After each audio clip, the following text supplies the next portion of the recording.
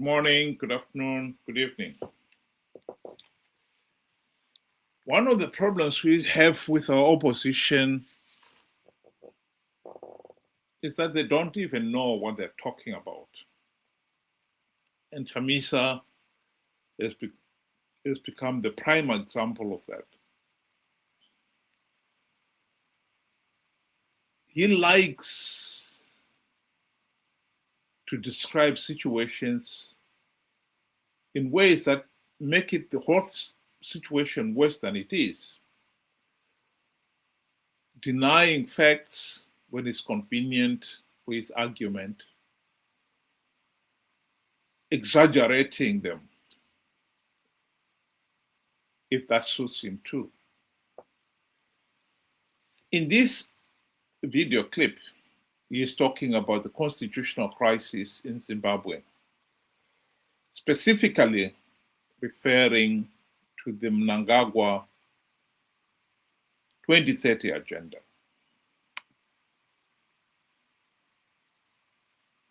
For defending what's not there. The Constitution can't be defended when it's not there. You can't defend a nullity unless if you're a nullity. You can't defend what does not exist. There's no Constitution in this country.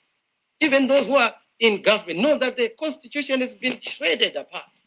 That's why they can have a party resolution being imposed on a people. Where do you have a party resolution being a resolution?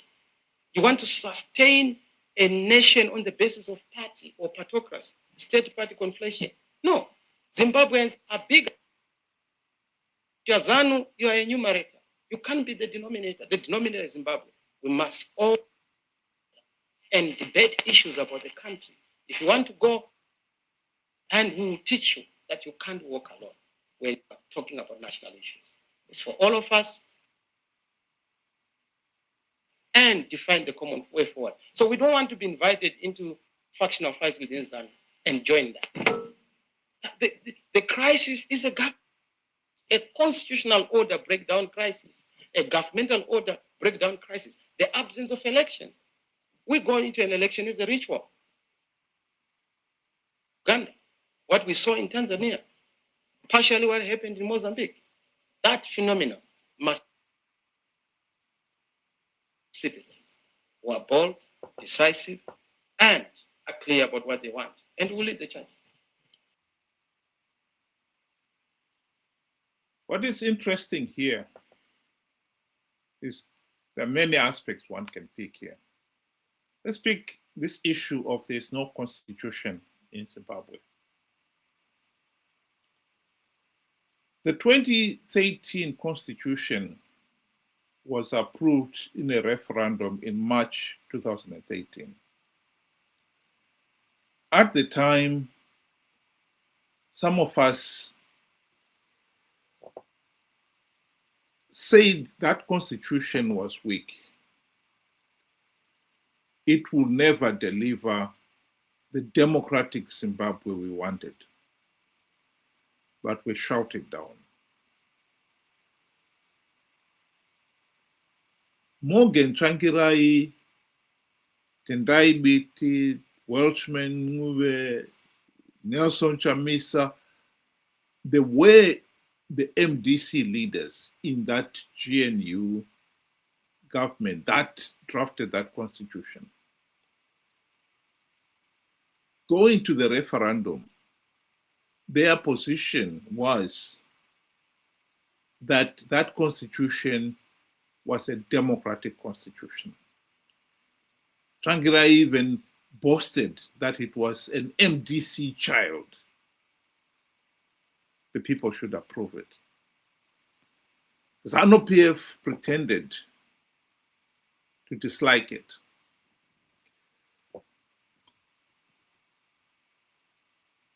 And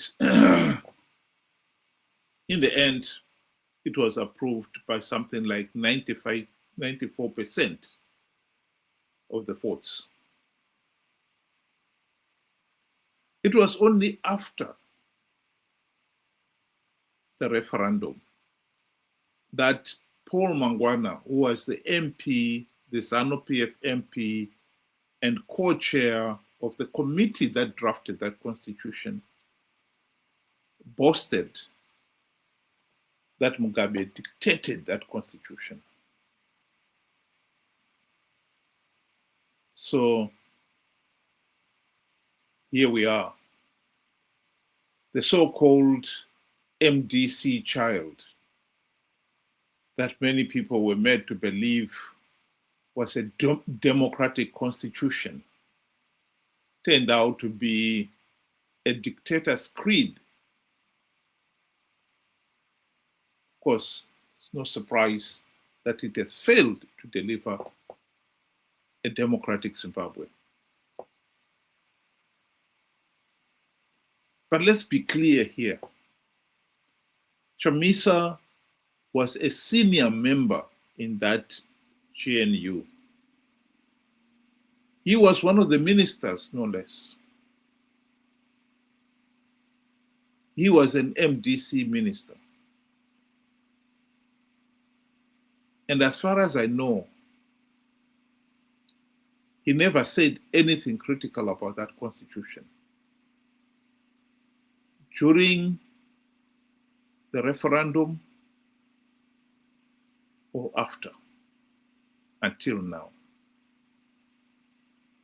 Now he's telling us that that constitution is a nullity. It has been shredded. By who? When? We can't keep on having this nonsense. When it suits you, you denounce the constitution as useless. And yet, at the time, at the critical time, you were the one who supported it.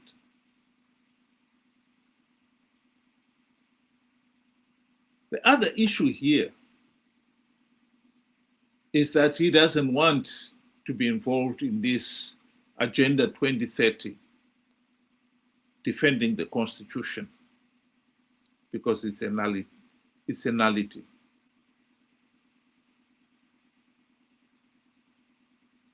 This has created friction within the opposition camp. Because as we know, there were other members of the opposition, notably Senator Jameson Timba and others, we had come together and formed a defense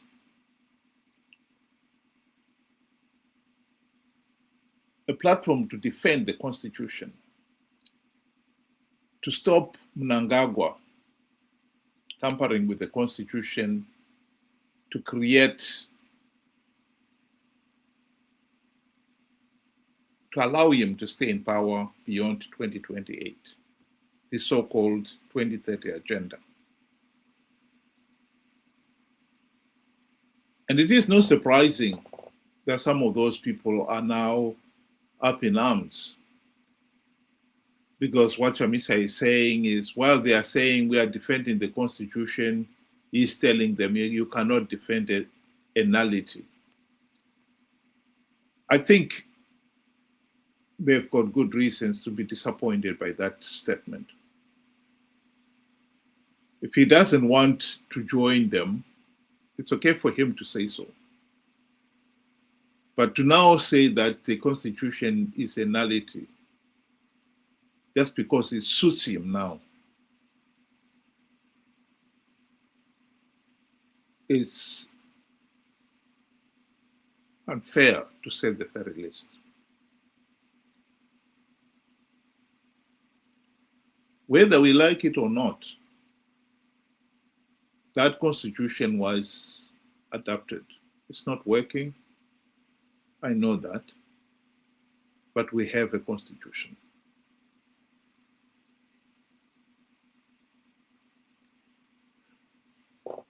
I would like to emphasize here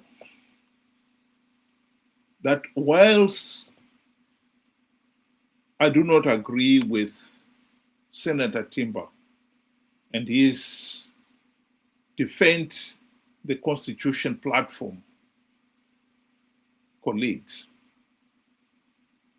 I have never accepted that this so-called ED 2030 agenda is nothing other than just a decoy.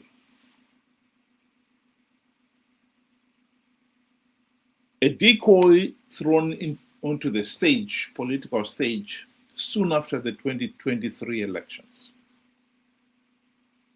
Because Mnangagwa knew he had rigged those elections, and he wanted to take the heat away from the fact that SADC and the AU had actually condemned those elections as flawed and illegal. And what better way to draw the heat away from that than to throw this, I want to stay in power beyond 2028. And it worked. The opposition and many other activists forgot that Mnangagwa was illegitimate and were totally absorbed about how he could extend his stay in power beyond 2028.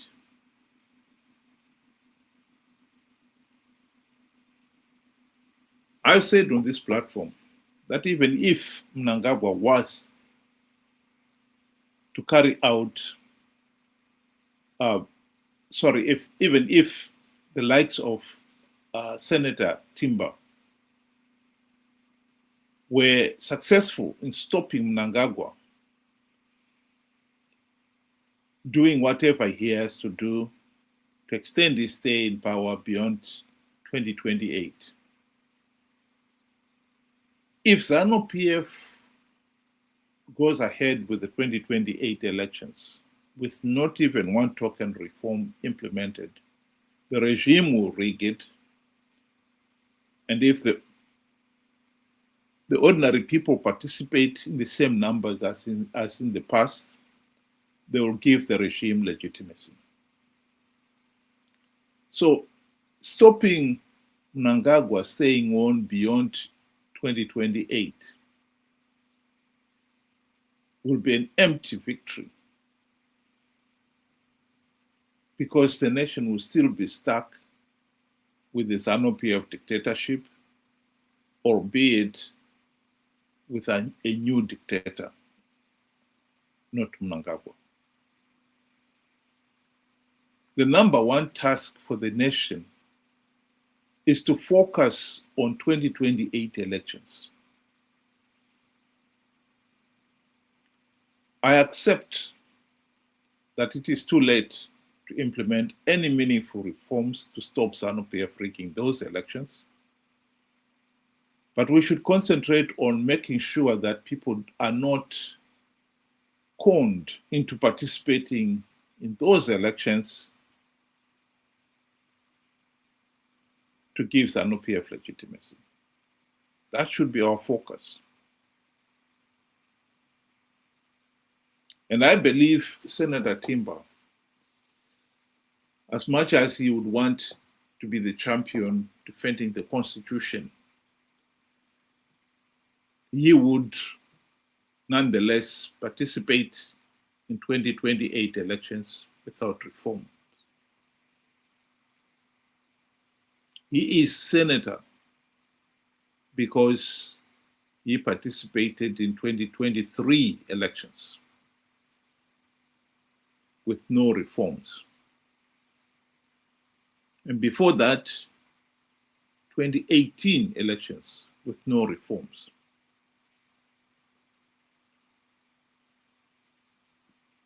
So people should not be surprised that he will put his name in the hat,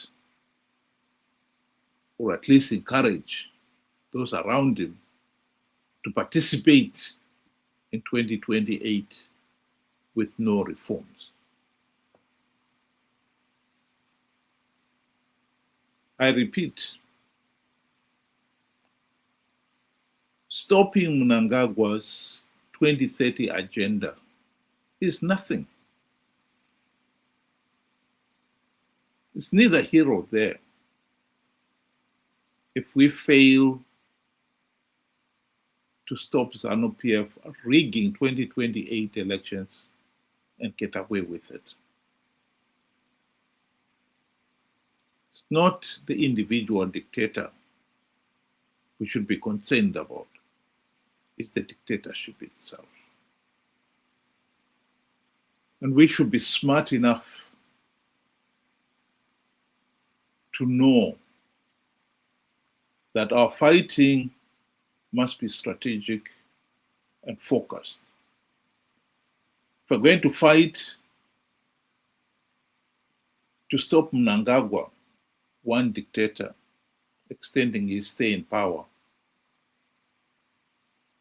and lose the battle of stopping the dictatorship itself going beyond 2028, then we are losing the plot.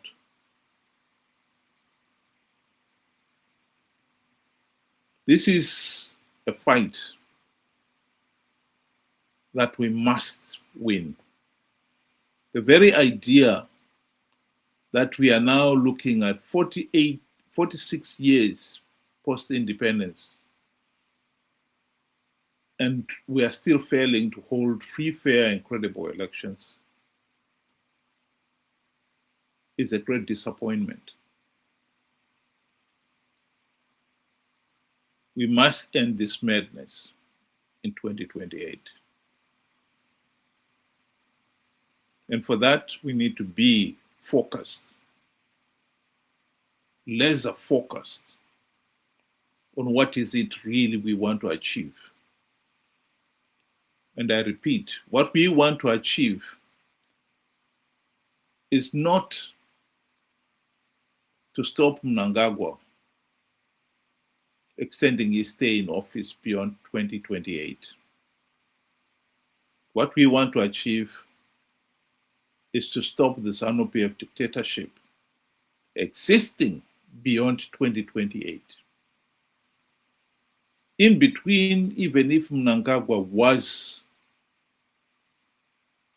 to force Parliament, change the constitution to say he's staying in power beyond 2028. If Zanu PF fails to get away with a rigged election in 2028, Mnangagwa will know himself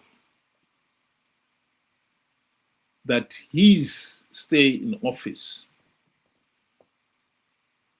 will not be possible. We must be strategic and very focused on what we want. Think about it. Thank you very much. Have a good evening.